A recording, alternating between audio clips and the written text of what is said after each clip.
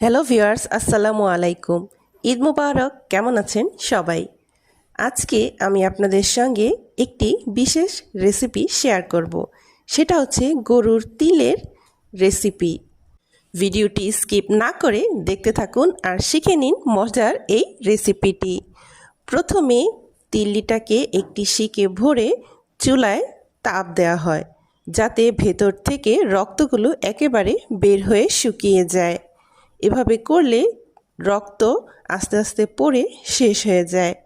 তখন ভেতরের জিনিসটাও একেবারে শুকনা শুকনা হয়ে যায়। পোড়া শেষ হয়ে গেলে এবার এটা পরিষ্কার করার পালা। একটা পুঁতা দিয়ে এভাবে যদি চাপ দিয়ে রাখা হয় আর যদি রক্ত বের হয় তাহলে আরও পুড়ে নিতে হবে, কিন্তু আমরা ভালোভাবে পুড়ে নিয়েছি, তাই কোনো রক্তই বের হচ্ছে না।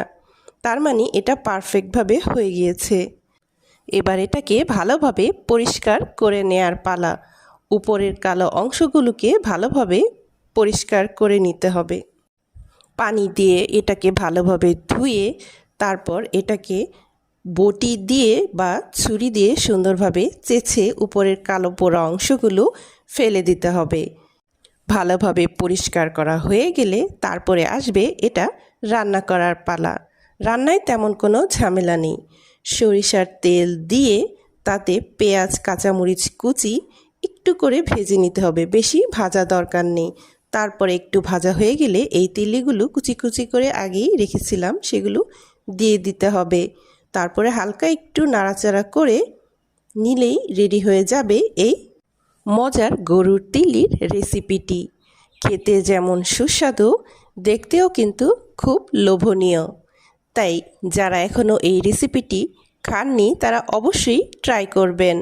আর কেমন মজা তা আমাকে কমেন্টের মাধ্যমে অবশ্যই জানাবেন। এই তিল্লিটা খেতে হয় মূলত মুড়ি দিয়েই এটার স্বাদ বেড়ে যায় আরও দ্বিগুণ। এটা মুড়ি ছাড়া অন্য কিছু দিয়ে তেমন একটা ভালো লাগবে না, তাই যারা খাবেন তারা অবশ্যই মুড়ি দিয়ে খাবেন। ভিডিওটি যারা না টেনে সম্পূর্ণ দেখেছেন তাদেরকে অসংখ্য অসংখ্য ধন্যবাদ।